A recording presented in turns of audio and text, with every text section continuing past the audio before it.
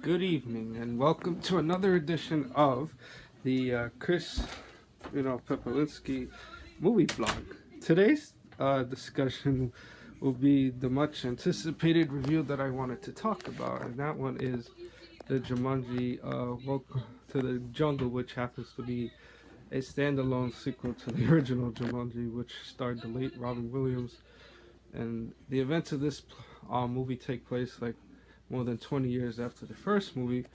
Um, Whereas in the original Jumanji movie, where the game of Jumanji came to life in the real world, but in the standalone sequel, the world of the players in the real world are brought into the world of Jumanji. So that's kind of like a different twist into this particular version.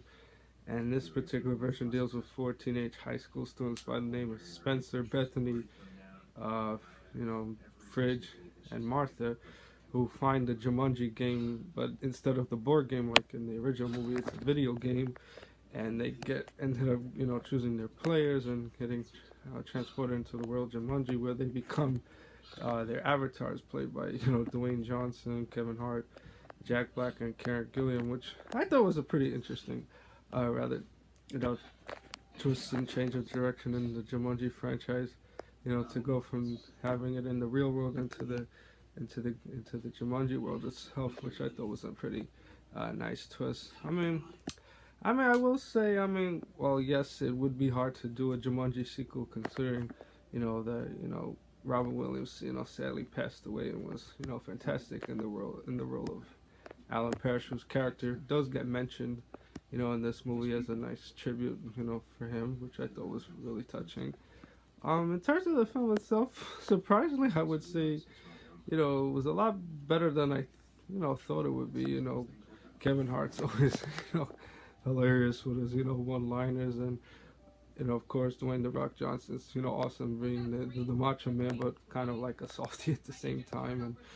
And I thought it was pretty cool to see how the teenagers, embodied by the Avatar characters, and of course, Nick Jonas plays an Avatar in the game as well, and of course, there's a Van Pelt character in this version as well, but it's a different version from the one that was played by Jonathan Hyde in the '95 version of Jumanji.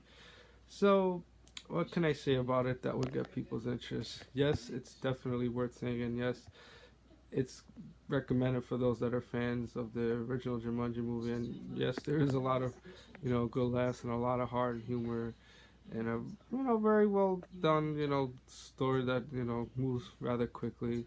So I guess for those that watch the videos, of course, as always, I'll say feel free to leave back any feedback and any thoughts about what they thought of the movie, and I will definitely look forward to sharing more reviews in the future as more releases come out this January month. Thank you very much for watching.